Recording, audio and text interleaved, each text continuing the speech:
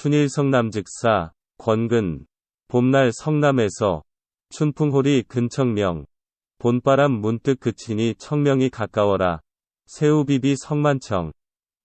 가랑비 부슬부슬 하더니 늦어 날이 개는구나. 옥각행화 개옥편, 진모퉁이 살구나무 꽃을 두루 피우려, 수지암로 향인정, 몇 가지가 이슬 머금고 사람 향해 반기네. 감상일. 오세주 이 시는 학자로서 경세가로서 그리고 시인으로서 활약한 권근의 아주 잘 알려진 칠원절구이다. 이 시는 그의 시인적인 기질을 잘 보여주고 있다. 1구를 보자. 춘풍호리 근청명. 봄바람 문득 그치니 청명이 가까워라.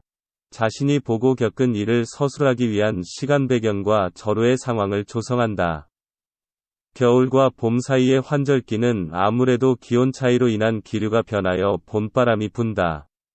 그러나 이러한 현상도 청명이 가까우면 봄이 자리를 잡아 불안정한 기류가 안정되어 완연한 봄이 된다. 천명절은 4월 5일이나 6쯤 되는 절후다. 완연한 봄을 의미하는 계절이다. 그래서 식목일도 이 즈음에 있는 것이다. 그래서 작가는 봄바람이 갑자기 잔잔해진 것, 으로 청명이 가까움을 느끼는 것이다. 특히 절후를 언급한 것은 이 시의 소재에 대한 암시가 되기도 한다. 이 구를 보자. 새우비비 성만청. 가랑비 부슬부슬 하더니 늦어 날이 개는구나.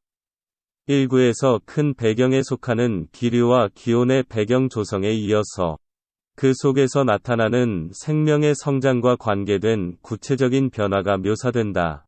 우선 비가 내리는 것이다. 그리고 비는 가랑비이다. 가랑비는 적어도 기분 나쁘지 않게 부슬부슬 내리는 것이다. 그러다가 오후 늦게 가랑비는 그치고 날이 개었다는 것이다. 3구를 보자. 옥각행화개옥편. 진모퉁이 살구나무 꽃을 두루 피우려. 1. 이 구절에서 조성된 배경에서 살구나무가 등장한다. 살구나무는 하나의 자연물로서 청명일 봄비 속에서 작가의 감정을 일으킨 객체다. 살구나무와 작가는 어디서 서로 만났는가? 그곳은 바로 진모서리였던 것이다. 집안에서 한가히 마루에서 밖을 보다가 보았는지, 아니면 방 안에서 보았는지 모른다. 사실은 자기 집 모서리인지 남의 집 모서리인지도 모른다. 남의 집이라면 지나가다가 보았을 것이다. 그리고 모서리에 살구나무 꽃이라는 사실에서 남자와 사랑을 이루려 하면서도 부끄러워하는 앳된 여인을 떠올리게 되는 효과를 갖는다. 그런데 살구나무는 오늘 조금 전까지 내린 보슬비와 4월리 따뜻한 기후로 꽃을 피우는 것이다.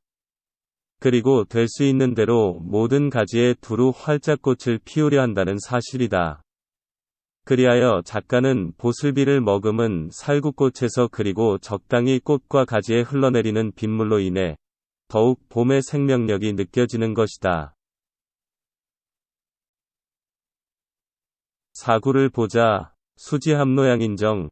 몇 가지가 이슬 머금고 사람 향해 반기네. 여기서는 작가가 살구나무 꽃에서 느끼는 정감이 표현되는 구절이다. 원래 살구꽃의 색은 옅은 핑크빛이다. 즉 젊은 남녀의 사랑의 빛이다.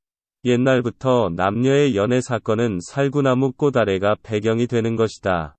살구꽃은 곧 연인의 사랑이 이루어지는 장소를 상징하는 것이다. 이러한 살구나무 가지 몇 개가 사실은 이슬비의 빗방울을 머금고 마치 그 꽃을 보고 있는 작가를 향하여 마음을 보내고 있는 듯이 느껴진다는 것이다. 여기서 결국 작가는 살구나무 꽃을 위인화하여 살구나무가 사람을 향해 정을 보낸다고 표현한다. 이는 결국 이 순간 작가가 느끼는 마음속이 가지에 빗방울을 머금고 함초롬이 피어있는 살구나무의 꽃과 같다는 것이다.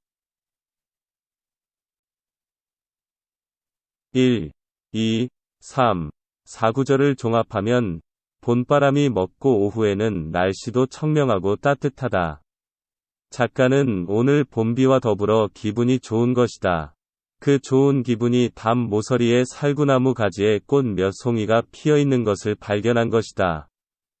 꽃은 이슬을 머금고 소담스럽고 해맑은 모습이었다. 이러한 살구나무 꽃을 보는 순간 작가는 자연의 생명력과 자신의 편하고 생산적이고 여유로운 마음의 일치를 경험한 것이다. 이러한 어느 봄날 작가의 이러한 경험이 시를 생산한 것이다. 학자로서 이조 성리학을 열었고 경세가로서 새로운 국가 이념의 기초를 제공하였으며 그리고 따뜻하고 섬세한 마음을 지닌 작가의 진면목을 이 시는 전해주고 있다. 그는 학자요, 경세가이며 시인이었다.